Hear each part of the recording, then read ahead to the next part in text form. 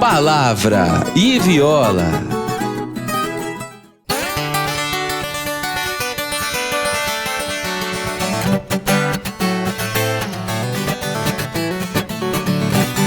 Firme nas promessas do meu Salvador, cantarei louvores ao meu Criador. Fico pelos séculos do seu amor, firme nas promessas de Jesus. Firme, firme, firme nas promessas de Jesus, meu mestre. Firme, firme, firme nas promessas de Jesus. Seja muito bem-vindo, você que está ligado na IPP-TV. Começa agora o Palavra e Viola, seus minutinhos de fé e esperança ao som da viola caipira, com louvores que edificam, com um dedo de prosa com Deus. Daqui a pouquinho o nosso irmão Ricardo Albuquerque fala com a gente também. No devocional Meu Porto Seguro tem um eco musical, muitas curiosidades e coisas para abençoar a sua vida. Tá no ar o nosso programa Palavra e Viola. Chame o pessoal, dê o like no vídeo e vamos juntos louvar a Deus. Firme, firme, firme nas promessas de Jesus, meu mestre. Firme, firme, sim, firme nas promessas de Jesus. É com você, irmão Ricardo Albuquerque.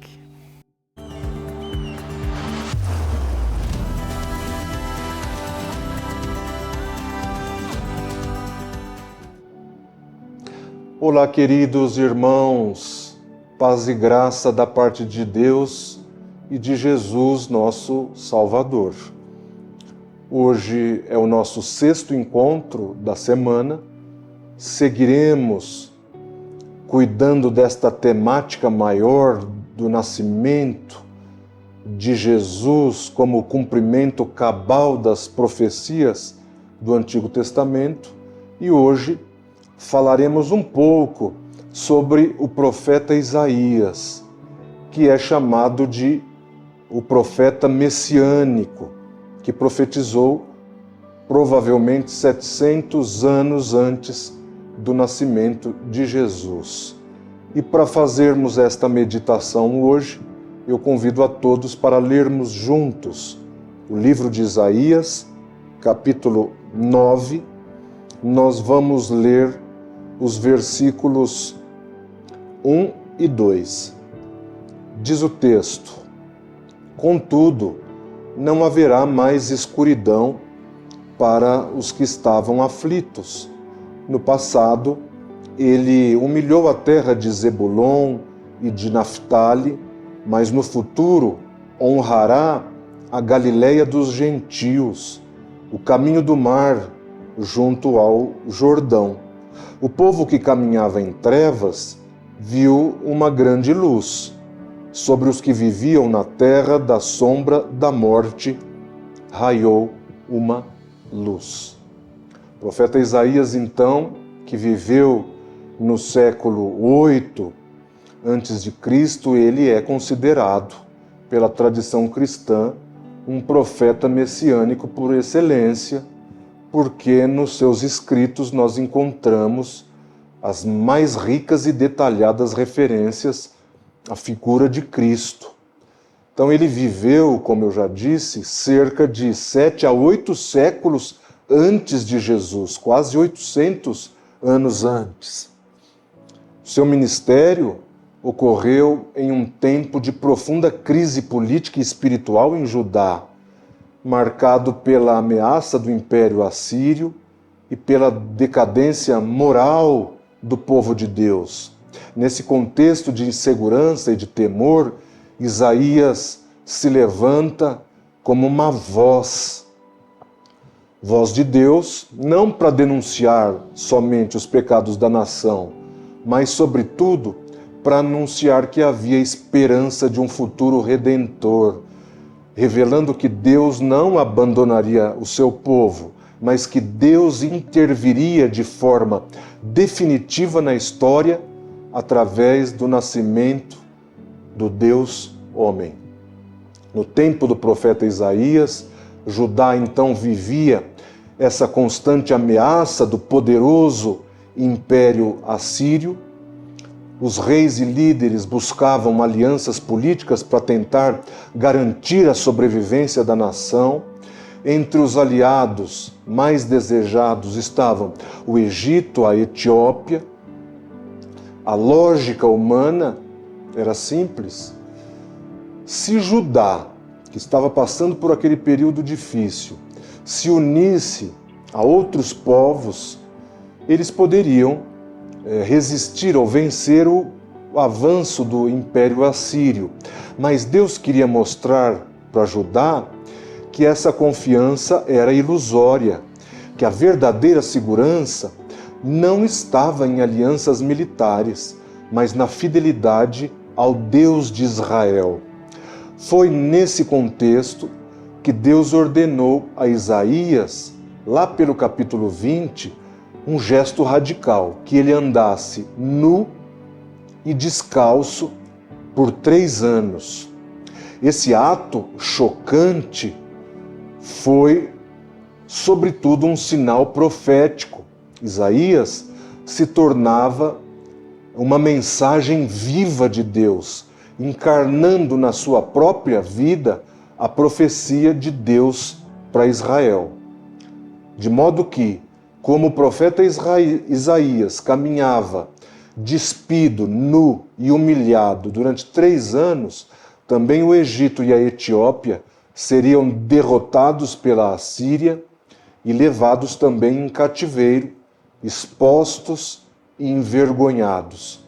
Isaías, então, era a própria mensagem de Deus a todos. A cena era didática e teológica. O povo de Judá, quando viam Isaías, eles compreendiam que não havia salvação quando se confiava em nações estrangeiras. O Egito, a Etiópia, que pareciam nações fortes, promissoras, seriam vencidos e seriam também humilhados. O gesto do profeta, então, era uma advertência clara. Quem confia em homens acaba envergonhado, mas quem confia em Deus permanece firme. Esse episódio revela uma característica marcante da missão de Isaías. A sua vida se tornava parte da mensagem. Ele não apenas falava em nome de Deus, mas ele vivia de forma encarnada aquilo que ele anunciava. O ato de andar nu, descalço, foi uma dramatização profética que expôs a fragilidade das alianças humanas e apontou essa necessidade de se confiar exclusivamente no Senhor. Por que eu estou explicando isso para vocês? Porque entre as profecias de Isaías, 3 se destacam como pilares de profecias sobre Cristo. A primeira profecia é esta que acabamos de ler, que faz referência ao nascimento virginal de Jesus. Isaías 7,14 diz: a virgem conceberá, dará luz a um filho, e ele se chamará Emanuel. Esse anúncio é o sinal, então, da iniciativa divina na salvação, mostrando que o Messias não viria por força humana, mas seria fruto da graça de Deus e seria chamado Deus conosco. Então essa profecia está no capítulo 7, que nasce de uma situação histórica concreta daquela época, ou seja, o rei Acás governava Judá, estava diante de uma grave crise política. O reino do norte, que era Israel, e a Síria haviam formado uma coalizão, um grupo contra o Império Assírio, e exigiam que Judá se ajuntasse a eles. Mas Acás, como rei de Judá, recusa. Esses reinos então decidem atacar Jerusalém para depor o rei e colocar outro governante no seu lugar. O medo toma conta do coração do rei Acaz e do povo, e a sua reação foi natural. Ele foi buscar apoio da Assíria, em vez de confiar no Senhor. É nesse contexto que Deus envia Isaías para se encontrar com o rei Acaz e lhe transmitir uma mensagem de esperança. Qual era a mensagem? Você não deve temer, porque a conspiração dos teus inimigos não vai prosperar. Para confirmar a sua palavra, o Senhor, através de Isaías, dá um sinal por meio do profeta, dizendo: como prova de que isso é verdade, uma virgem vai conceber e vai dar luz a um filho, e ele se chamará Emanuel. Ou seja, o nascimento de uma criança seria a prova de que Deus estava presente com seu povo naquele contexto, e que antes que o menino crescesse, os dois reinos inimigos seriam derrotados. Vocês entendem que a profecia de Isaías 7 teve um sentido imediato na época, pontual, porque foi uma mensagem de consolação para o rei Acaz, para Judá, em meio a toda a crise que eles estavam passando, garantindo que aquela nação não seria destruída, mas ao mesmo tempo aquela profecia transcenderia o momento histórico e seria projetada para o futuro, apontando para Jesus. A tradição cristã interpreta esse anúncio como um verdadeiro anúncio, uma verdadeira profecia messiânica que foi cumprida também séculos depois no nascimento de Jesus, que é chamado o verdadeiro Emanuel, Deus conosco. Então, Isaías 7 é ao mesmo tempo uma resposta concreta a uma situação de medo e de insegurança vivida por Judá e também uma revelação futura que aponta para Cristo. Ele mostra que a salvação não vem de alianças humanas ou de forças militares, mas da presença fiel de Deus que se manifesta na história e na plenitude dos tempos através do nascimento e da encarnação do Filho. A segunda profecia de Isaías é a revelação da realeza divina de Jesus em Isaías 9:6, que é o que lemos aqui hoje.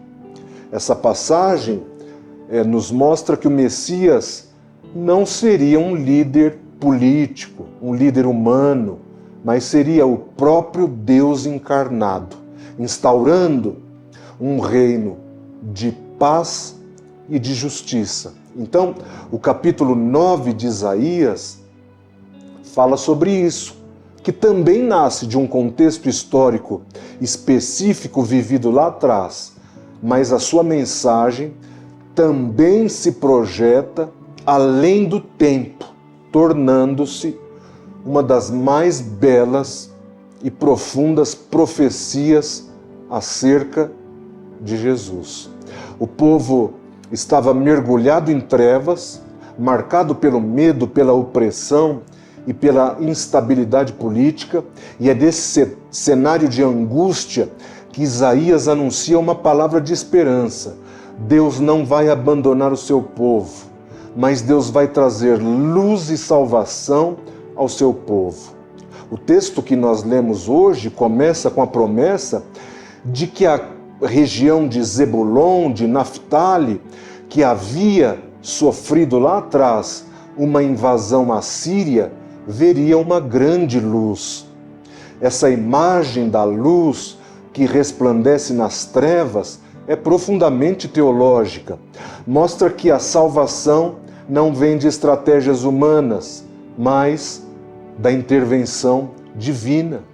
Mostra que o povo que caminha em trevas viu, vê e verá a luz da presença de Deus por Jesus, inaugurando um novo tempo de alegria e de libertação. No coração deste capítulo 9, então, está a célebre profecia messiânica, um menino nos nasceu, um filho se nos deu.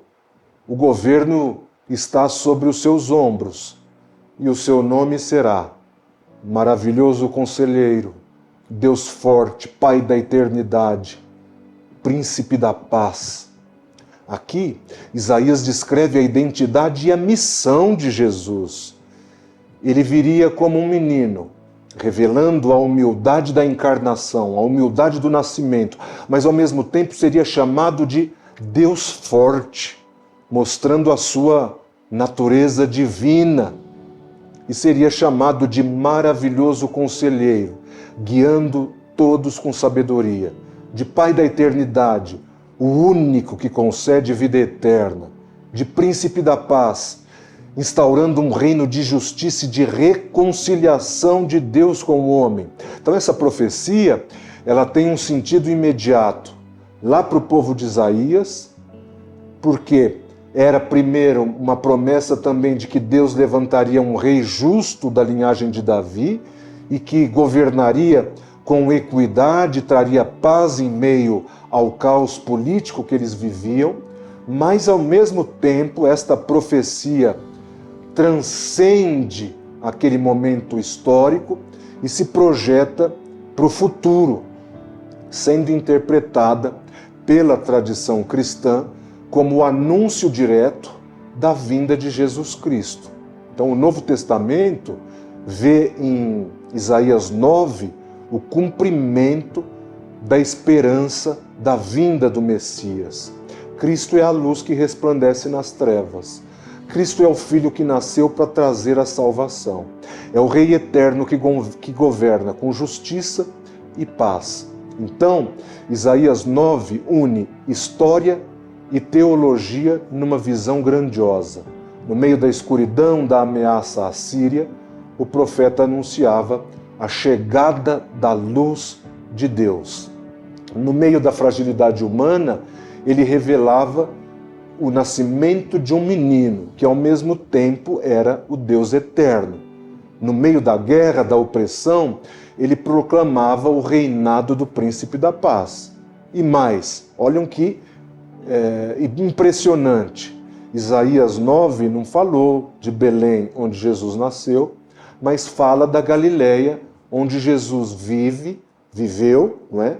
E exerceu o seu ministério.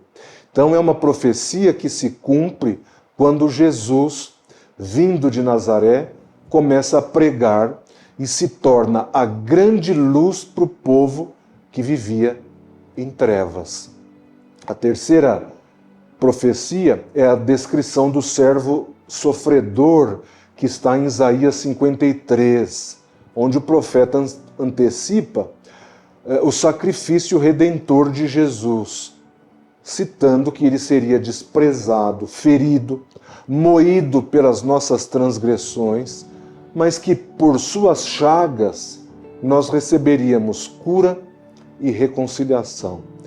No capítulo 53, Isaías apresenta a dimensão paradoxal da missão de Jesus, o Cristo que salvaria não por espada, mas pela entrega de si mesmo. Então a teologia de Isaías, ela é ampla e ela aponta para Jesus. Ela projeta o Cristo como sendo o centro da história da salvação, unindo na sua figura a encarnação virginal, o nascimento de Jesus, com o sofrimento redentor dele em realeza eterna. Isaías revela que o Messias viria para salvar por meio do sofrimento e instaurar um reino que não se limita às fronteiras de Israel, mas que se estende a todas as nações.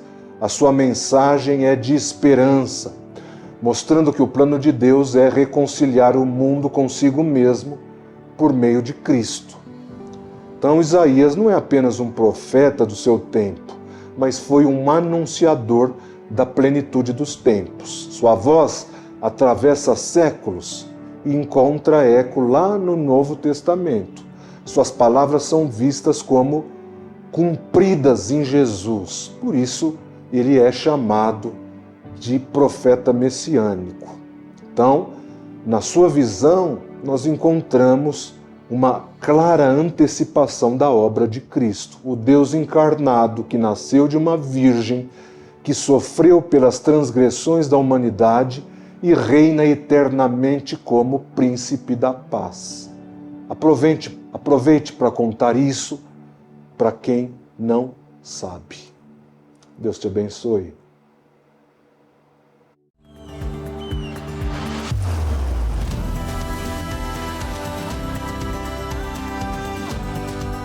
Obrigado, irmão Ricardo. Deus te abençoe sempre. Chegou a hora do Eco Musical, quadro mais que especial do nosso programa. Sabe aquele som de igreja que parece que dura para sempre? Ele é produzido por instrumentos como o harmônio. Diferente de uma guitarra ou uma viola, o harmônio funciona com o ar comprimido. Enquanto o músico bombeia o fole, a nota continua. É quase como mágica. Uma única nota se prolonga por tempo indefinido, criando atmosfera, emoção e espiritualidade. Esse princípio é chamado de sustain e é usado desde os órgãos de igreja antigos. O efeito permite que a música acompanhe o canto, o hino ou a oração de forma contínua, dando uma sensação de transcendência. Por isso, em cultos antigos, o harmônio era indispensável e dava corpo e vida à música que ecoava pelas paredes das igrejas. Tô de novo aqui com o meu querido amigo, parceiro Miguel Augusto. Obrigado. Tudo bom? Tudo ótimo. Olha, foi uma bênção no outro episódio que você falou sobre as finanças e também aplicando a missões. Agora tem uma pergunta para você. Tem muitas pessoas recém-casadas que assistem o nosso programa. Miguel, nos dê uma dica valiosa sobre finanças para os recém-casados. Muito importante essa pergunta, essa colocação. Pouca gente sabe.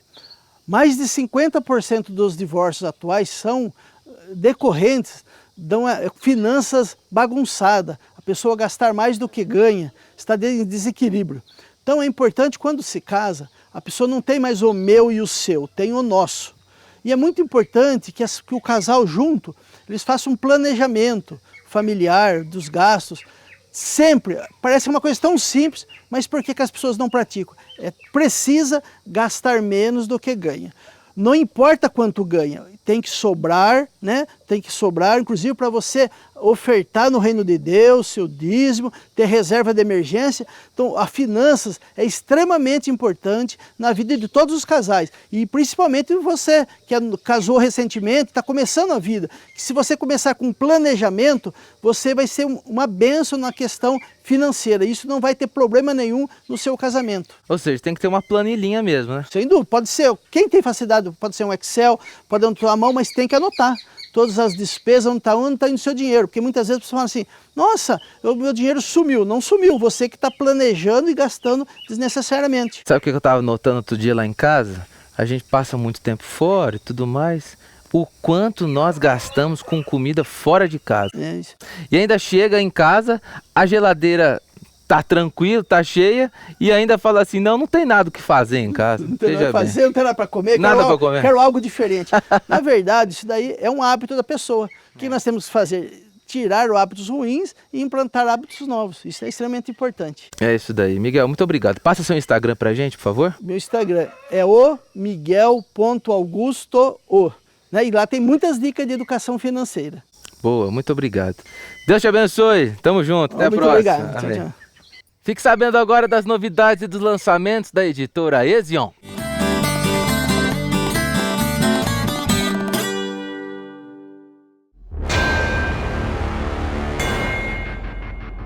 Forjados é um devocional de 8 semanas que chama homens cristãos à verdadeira masculinidade bíblica. Com base na metáfora da forja, cada estudo molda caráter, firmeza e liderança à luz da palavra de Deus. Em um tempo de crise e distorções, essa obra resgata o modelo de homem forte na fé, maduro no serviço e comprometido com sua família, igreja e sociedade. Adquira já o livro Forjados ou presenteie os homens que você conhece. Acesse www.editoresion.com.br. Acesse www.editoresion.com.br e adquira o seu livro, Editora Esion, a editora da Igreja Missionária, a maior igreja missionária do país, a Igreja de Pinheiros.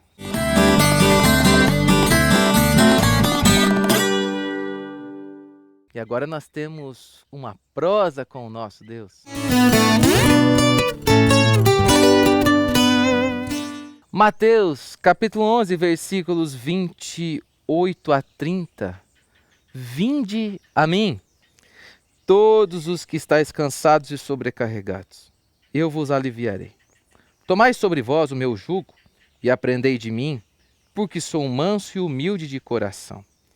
E achareis descanso para a vossa alma, porque o meu jugo é suave, o meu fardo é leve. Jesus é o Salvador dos mais humildes. Jesus é aquele que olha para pessoas simples como nós somos. Pessoas que têm medos, que têm cansaços, que têm receios, que têm ansiedade. Pessoas deprimidas. Pessoas sobrecarregadas pelos acontecimentos da vida. Pessoas sem esperança alguma. E ele diz, vinde a mim. Jesus nos chama por meio da sua palavra. E nos dá uma certeza de que Ele é o descanso que o nosso coração precisa. Em Jesus, o homem perfeito, porque Ele é o homem-Deus, nós não encontramos alguém que nos julgará de uma maneira incorreta. Jesus é o nosso descanso. Ele sabe que os seus filhos precisam ser acolhidos. Ele sabe que os seus filhos precisam ser restaurados, regenerados. Jesus, sendo homem, compreende as nossas aflições. Compreende também essa nossa natureza pecaminosa, o desejo de pecar. Ele venceu a morte, ele venceu o pecado, mas nós não. Nosso corpo ainda não é glorificado. Nosso corpo ainda não é restaurado, nós somos redimidos, considerados justos, mas nós estamos nos santificando. Por isso, acharemos descanso e perdão no Senhor Jesus Cristo, que nos diz, vinde a mim todos os que estáis cansados, sobrecarregados. Jesus é o alívio que nós precisamos. Jesus é a mansidão que o nosso coração precisa. Jesus, humildemente, nos recebe em si e no seu corpo vivemos, achando descanso para a nossa alma. Porque o seu jugo é suave, porque o seu fardo é leve.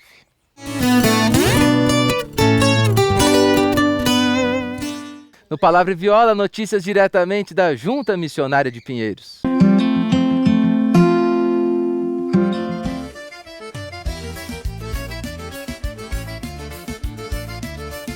As obras não param no interior da Paraíba.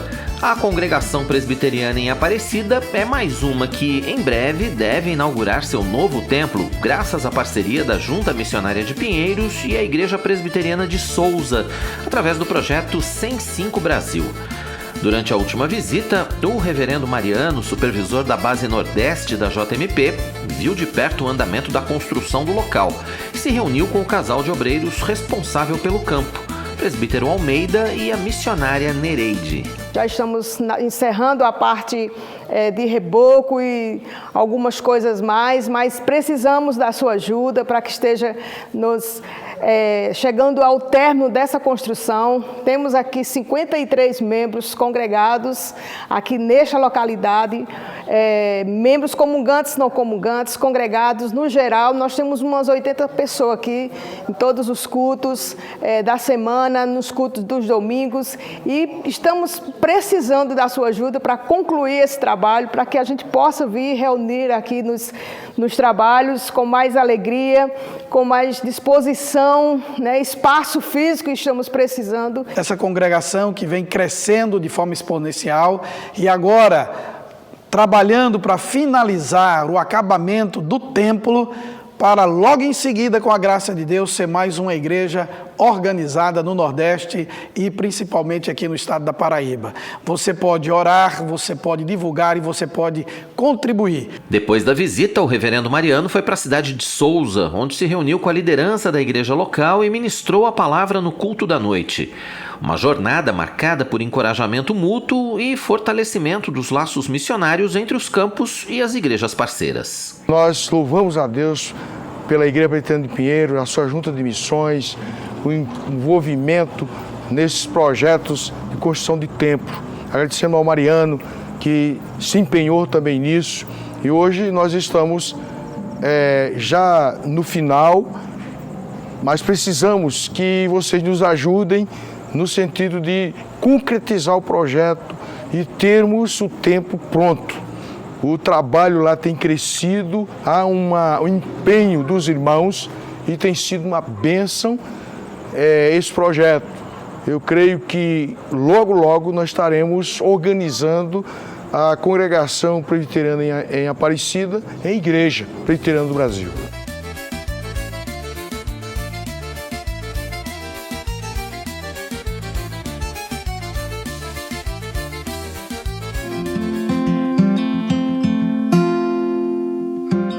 De volta aqui com o nosso programa para encerrarmos ele. Que pena, Bia.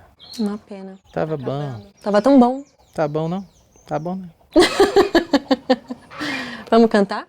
Vamos cantar. Você tem uma história muito bonita aí que você tatuou um símbolo do Salmo 84. É a música, inclusive, que a gente vai cantar hoje. O Salmo 84, Andorinha, representando o versículo, pra gente sempre se lembrar que o nosso lugar é sempre nos braços do Senhor. Oh, que beleza. Parece que eu sou crente, né? Ô, Bia. Brincadeira, gente. Parece não, você é. Ó aqui, como é que nós vamos mandar essa laranja pra galera? O Sedex manda a laranja? Será? Você que ganhou, você vai ter que vir buscar. Tomar um café com a gente, cortar a laranja, fazer um doce com a laranja. Boa. Galera que vai ganhar vai saber nos comentários. Isso, a gente vai procurar. A gente vai selecionar uma pessoa pra vir tomar um cafezinho com a gente. Oh, que ideia boa. Ah, eu gostei dessa ideia, tá? Gostei. Bom, né? Eu gostei. Então fechou. Nós vamos implantar isso aqui. Não sei como, mas Deus proverá. É isso. Vamos cantar, né? Vamos cantar. Porque quanto mais nós falamos, mais nós se enroscamos aqui.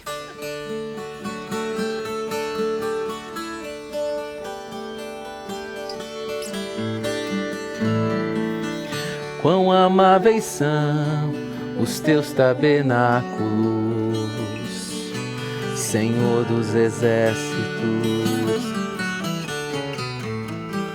A minha alma suspira e desfalece pelos teus átrios.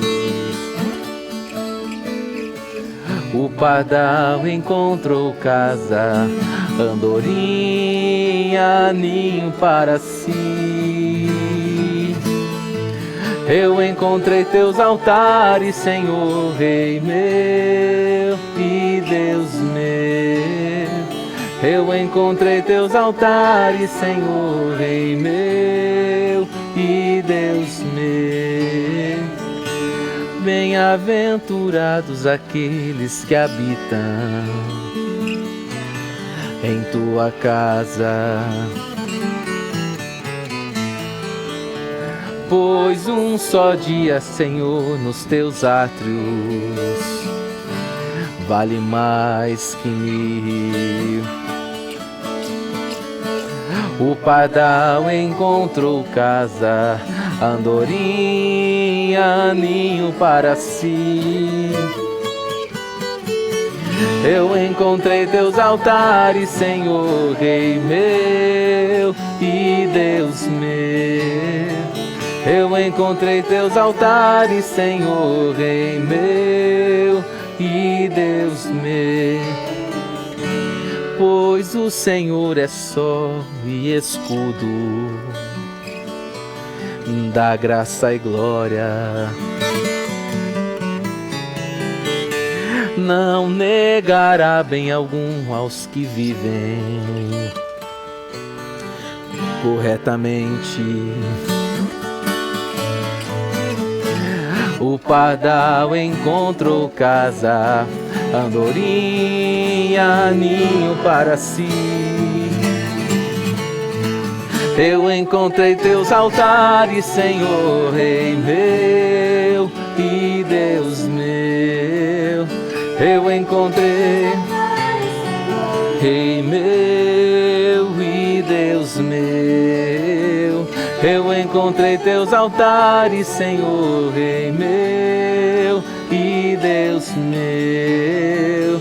Eu encontrei teus altares, Senhor, Rei meu e Deus meu.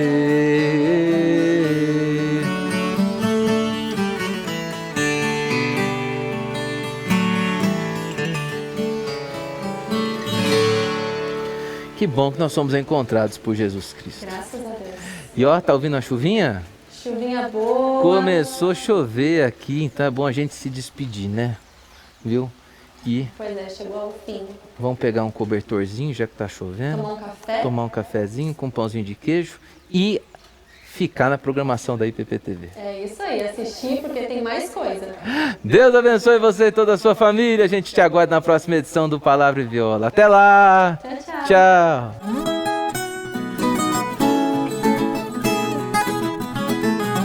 Palavra e Viola.